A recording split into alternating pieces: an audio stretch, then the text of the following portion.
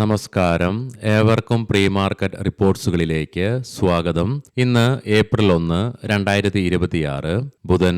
അങ്ങനെ ഇന്ന് മുതൽ നമ്മൾ പുതിയൊരു കലണ്ടർ മാസത്തിലേക്ക് എൻ്റർ ആവുകയാണ്. കഴിഞ്ഞ മാസം, അതായത് മാർച്ച് മാസം, വെസ്റ്റ് ഏഷ്യൻ പ്രശ്നങ്ങളുടെ ആരംഭത്തോടു കൂടിയിട്ടാണ് ഗ്ലോബൽ മാർക്കറ്റിനും ഇന്ത്യൻ മാർക്കറ്റിനും വ്യാപാരം ആരംഭിക്കുവാൻ സാധിച്ചതെങ്കിൽ ഈ മാസം ഏപ്രിൽ മാസം ആദ്യ ദിനം തന്നെ വെസ്റ്റ് ഏഷ്യൻ പ്രശ്നങ്ങളുമായി ബന്ധപ്പെട്ടുള്ള ശുഭവാർത്തയോട് കൂടിയിട്ടാണ് വ്യാപാരം ആരംഭിക്കാൻ വേണ്ടി പോകുന്നതും.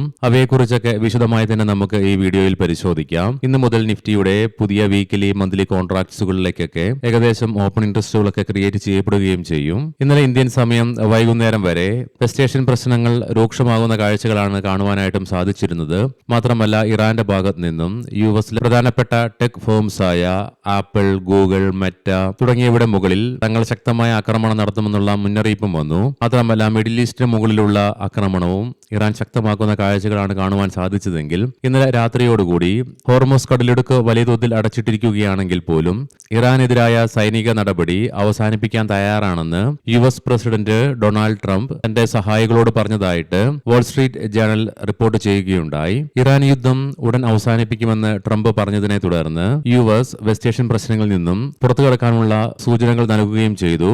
അദ്ദേഹത്തിന്റെ ഭാഗത്തു നിന്നും നമ്മൾ അവിടെ കൂടുതൽ കാലം ഉണ്ടാകുകയില്ല എന്നുള്ള ഒരു പ്രസ്താവന വരികയും ചെയ്തു. ഇതിനെ തുടർന്ന് ഗ്ലോബൽ മാർക്കറ്റിൽ ഇന്നലെ രാത്രിയോടുകൂടി ശക്തമായ ഉണർവാണ് അനുഭവപ്പെടുകയും ചെയ്തത്.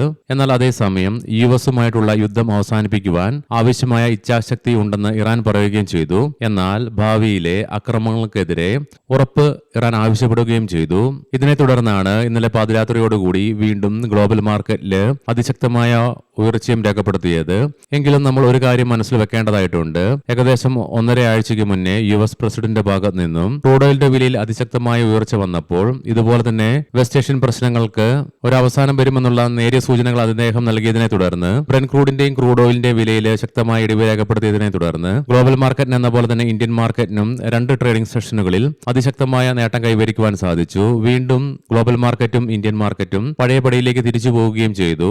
ആയതിനാൽ തന്നെ ഈ പ്രാവശ്യവും നമ്മൾ ഡീഎസ്കലേഷനുമായി ബന്ധപ്പെട്ടുള്ള കാര്യങ്ങൾ ഉറപ്പുവരുത്തേണ്ടതായിട്ടുണ്ട്. ഒരുപക്ഷെ ട്രംപ് മാർക്കറ്റിൽ മാനിപ്പുലേഷൻ നടത്തുന്നതുകൊണ്ട് തന്നെ തന്റെ സ്വകാര്യമായിട്ടുള്ള നേട്ടങ്ങൾക്ക് വേണ്ടിയിട്ടാണോ ഈ പ്രഖ്യാപനങ്ങൾ തുടരെ നടത്തുന്നുള്ള കാര്യത്തിൽ സംശയവുമുണ്ട്. എങ്കിലും ട്രംപിന്റെ ഈ പ്രഖ്യാപനം സത്യമാകട്ടെ എന്ന് നമുക്ക് പ്രതീക്ഷിക്കുകയും ചെയ്യാം. അങ്ങനെയാണെങ്കിൽ മിഡിൽ ഈസ്റ്റിൽ സമാധാനം വരികയും ചെയ്യും. മാത്രമല്ല, അത് മാർക്കറ്റ് പാർട്ടിസിപ്പൻസ് ആയ നമ്മൾ ഉൾപ്പെടെ ലോകത്തെ എല്ലാ മനുഷ്യർക്കും ഉപകാരമാവുകയും ചെയ്യും. വെള്ളിയാഴ്ച പോലെ തന്നെ മിനിങ്ങാം തിങ്കളാഴ്ചയും ഇന്ത്യൻ മാർക്കറ്റിന് ശക്തമായ നഷ്ടത്തോടുകൂടി തന്നെ വ്യാപാരം അവസാനിപ്പിക്കേണ്ടതായിട്ടും വന്നു. മാത്രമല്ല, വിദേശ ധനകാര്യ സ്ഥാപനങ്ങൾ തിങ്കളാഴ്ചയും 11,163.06 കോടി രൂപയ്ക്ക് കഴിഞ്ഞ കലണ്ടർ മാസത്തെ സിംഗിൾ ഡേയിലെ ഏറ്റവും വലിയ തുകയ്ക്ക് ഇന്ത്യൻ ക്യാഷ് മാർക്കറ്റിൽ നിന്നും സെല്ലിംഗ് നടത്തുക തന്നെയുണ്ടായി. അതേസമയം ആഭ്യന്തര ധനകാര്യ സ്ഥാപനങ്ങൾ 14,894.72 കോടി രൂപയ്ക്ക് ബൈയിങ്ങും തുടരുകയുണ്ടായി. ഇന്നത്തെ നമ്മുടെ മാർക്കറ്റിലേക്ക് സ്പെസിഫിക് ആയിട്ട് വന്നു കഴിയുമ്പോൾ അനലിസ്റ്റുകളുടെയും എക്സ്പെർട്ടുകളുടെ അഭിപ്രായങ്ങൾ പ്രകാരം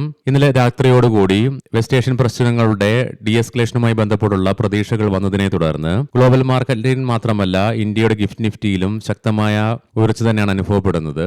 ആയതിനാൽ തന്നെ ഇന്ന് മാർക്കറ്റിന്റെ മുന്നോട്ടുള്ള പ്രയാണം നോക്കിക്കണ്ട് തന്നെ അറിയേണ്ടിയിരിക്കുന്നു. അതേസമയം 22,500 എന്ന ലെവൽ ഡൗൺ സൈഡിലേക്ക് നിഫ്റ്റിക്ക് സൈക്കോളജിക്കൽ ആണെങ്കിൽ കൂടിയിട്ടും തിങ്കളാഴ്ചത്തെ ലോ ലെവലായ 22,300 എന്ന ലെവൽ ക്രൂഷ്യലുമാണ്. ഈ ലെവലും നിഫ്റ്റിക്ക് ബ്രേക്ക് ചെയ്യേണ്ടതായിട്ട് വന്നു കഴിഞ്ഞാൽ സാധ്യതകൾ വിരളമാണെങ്കിൽ കൂടിയിട്ടും തുടർന്ന് അടുത്ത സൈക്കോളജിക്കൽ ലെവലായ 22,000 എന്ന ലെവലിലേക്കുള്ള നിഫ്റ്റിയുടെ പ്രയാണം തള്ളിക്കളയാനാവുകയുമില്ല. പ്രത്യേകം ശ്രദ്ധിക്കുക, ഇത് ട്രേഡ് റെക്കമെൻഡേഷൻ അല്ല, അനലിസ്റ്റുകളുടെയും എക്സ്പെർട്ടുകളുടെ അഭിപ്രായങ്ങൾ മാത്രമാണ്. എഡ്യൂക്കേഷൻ പേർപ്പസിനു വേണ്ടിയിട്ടാണ് ഈ ലെവലുകൾ വിശദീകരിക്കുകയും ഉണ്ടായത്.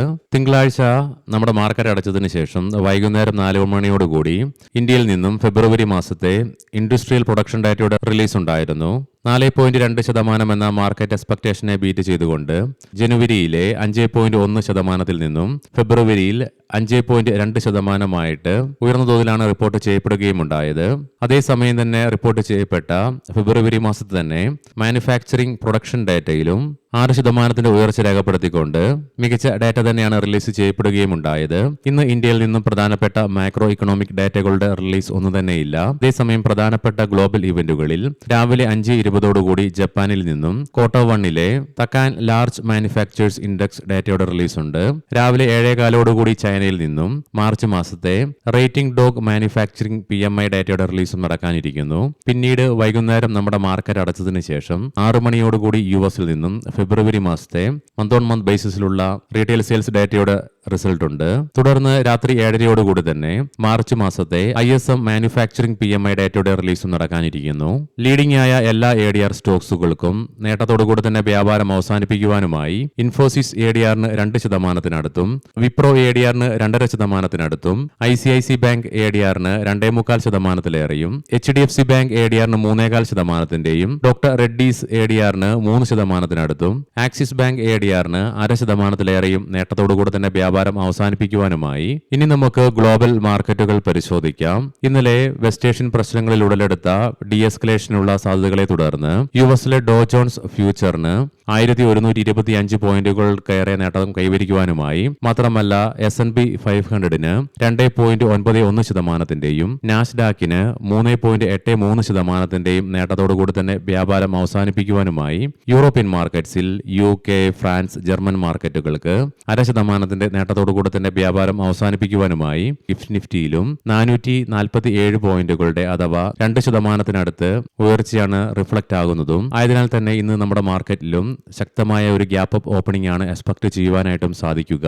ഏഷ്യൻ മാർക്കറ്റ്സിൽ ജപ്പാൻ മാർക്കറ്റ് 3.5%, കൊറിയൻ മാർക്കറ്റ് 5.4% നേട്ടത്തോടു കൂടിയിട്ടാണ് ഇന്ന് വ്യാപാരം ആരംഭിച്ചിട്ടുള്ളതും. ബ്രെന്റ് ക്രൂഡിന്റെ വില $104.52 പെർ ബാരൽ എന്ന നിലയിലേക്ക് എത്തിച്ചേർന്നപ്പോൾ ക്രൂഡ് ഓയിലിന്റെ വില $102.28 പെർ ബാരൽ എന്ന നിലയിലേക്കും എത്തിച്ചേരുകയും ചെയ്തു. അതേസമയം ഗോൾഡിന്റെ വിലയിലും ഉയർച്ചയാണ് അനുഭവപ്പെടുന്നത്. $4,705.59 പെർ ഔൺസ് എന്ന നിലയിലായിട്ടാണ് ഗോൾഡിൽ വ്യാപാരം നടന്നുകൊണ്ടിരിക്കുന്നതും. ഇനി നമുക്ക് സ്പെസിഫിക് ആയിട്ട് നിഫ്റ്റിയുടെയും ബാങ്ക് നിഫ്റ്റിയുടെയും ടെക്നിക്സുകൾ പരിശോധിക്കാം. നിഫ്റ്റിയുടെ PCR 0.77 എന്ന നിലയിലും മാക്സ് പെയിൻ 23,000 എന്ന ലെവലിലുമായിട്ടാണ് നിലകൊള്ളുന്നത്. ബാങ്ക് നിഫ്റ്റിയുടെ PCR 0.86 എന്ന നിലയിലും മാക്സ് പെയിൻ 53,000 എന്ന ലെവലിലുമായിട്ടാണ് നിലകൊള്ളുന്നത്. തീർച്ചയായിട്ടും ഇന്ന് ഓപ്പൺ ഇൻട്രസ്റ്റുകളൊക്കെ ശക്തമായ രീതിയിൽ തന്നെ മാറിമറിയാനും ഇടയുണ്ട്. അതുകൊണ്ട് തന്നെ ഇന്ന് അതിനെക്കുറിച്ച് ഡിസ്കസ് ചെയ്യുന്നുമില്ല. ഇനി നമുക്ക് ഇന്നത്തെ പ്രധാനപ്പെട്ട ചില സ്റ്റോക്കിംഗ് ന്യൂസുകൾ പരിശോധിക്കാം. മുൻകൂട്ടി ഓർമ്മിപ്പിച്ചുകൊള്ളട്ടെ, ഇത് ഒരു ബൈ ഓർ സെൽ റെക്കമെൻഡേഷൻ അല്ല. NTPC ഗ്രീൻ എനർജി ഉഭയകക്ഷി ക്രമീകരണങ്ങളിലൂടെയും മറ്റ് വിപണി സംവിധാനങ്ങളിലൂടെയും പുനരുപയോഗ ഊർജം വിൽക്കുന്നതിനായിട്ടുള്ള സാധ്യതകൾ പരിവേഷണം ചെയ്യുന്നതിനായി കമ്പനി PTC ഇന്ത്യയുമായിട്ട് ഒരു ധാരണാപത്രത്തിൽ ഒപ്പുവെച്ചു. ഇന്റർഗ്ലോബ് ഏവിയേഷൻ റെഗുലേറ്ററി അംഗീകാരങ്ങൾക്ക് വിധേയമായി കമ്പനിയുടെ ബോർഡ് ശ്രീ വില്യം വാൽഷിനെ ചീഫ് എക്സിക്യൂട്ടീവ് ഓഫീസറായിട്ട് നിയമിച്ചു. ഭാരതി എയർടെൽ ഇന്ത്യയിലുടനീളം തങ്ങളുടെ ശൃംഖല വികസിപ്പിക്കുന്നതിനും വളർച്ച ത്വരിതപ്പെടുത്തുന്നതിനുമായി Alphawave global, Carlyle, Anchorage capital എന്നിവ ചേർന്ന് $1 ബില്യൺ നിക്ഷേപം നടത്തുമെന്ന് കമ്പനി പ്രഖ്യാപിച്ചു. കൊറോണ റെമഡീസ് ഡോക്ടർ റെഡ്ഡീസ് ലാബോറട്ടറീസിൽ നിന്ന് വൊക്കാഡൈൻ ഏറ്റെടുക്കുന്നതായി കമ്പനി പ്രഖ്യാപിച്ചു. ക്വാളിറ്റി വാൾസ് മാഗ്നം ഐസ്ക്രീം കമ്പനിയായ ഹോൾഡ്കോ 1 നെതർലാൻഡ് BV ക്വാളിറ്റി വാൾസിന്റെ 61.9% ഓഹരികൾ ഏറ്റെടുക്കൽ പൂർത്തീകരിച്ചു. ജൂബിലന്റ് ഇൻഗ്രീവ റെമഡിക്സ് ഫാർമയുടെ 100% ഓഹരികളും കമ്പനി ഏറ്റെടുത്തു.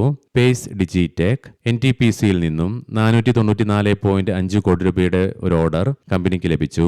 സ്വരാജ് എൻജിൻസ് ഏപ്രിൽ 10 മുതൽ പ്രാബല്യത്തിൽ വരുന്ന തരത്തിൽ ശ്രീ സഞ്ജയ് ക്ഷീർസാഗറിനെ കമ്പനിയുടെ ചീഫ് എക്സിക്യൂട്ടീവ് ഓഫീസറായിട്ട് ബോർഡ് നിയമിച്ചു. Hindustan oil exploration company Shri N. Sivalai Senthilnathan കമ്പനിയുടെ ചീഫ് ഫിനാൻഷ്യൽ ഓഫീസർ സ്ഥാനത്തു നിന്നും രാജിവെച്ചു. Texmaco rail and engineering JSW ഗ്രൂപ്പിൽ നിന്ന് കമ്പനിക്ക് $357.11 കോടി ഓർഡർ ലഭിച്ചു. ഏവർക്കും നല്ലൊരു ട്രേഡിംഗ് ദിനം ആശംസിക്കുന്നു. വൈകുന്നേരം പോസ്റ്റ് മാർക്കറ്റ് റിപ്പോർട്ട്സുമായി കണ്ടുമുട്ടാം. നന്ദി, നമസ്കാരം.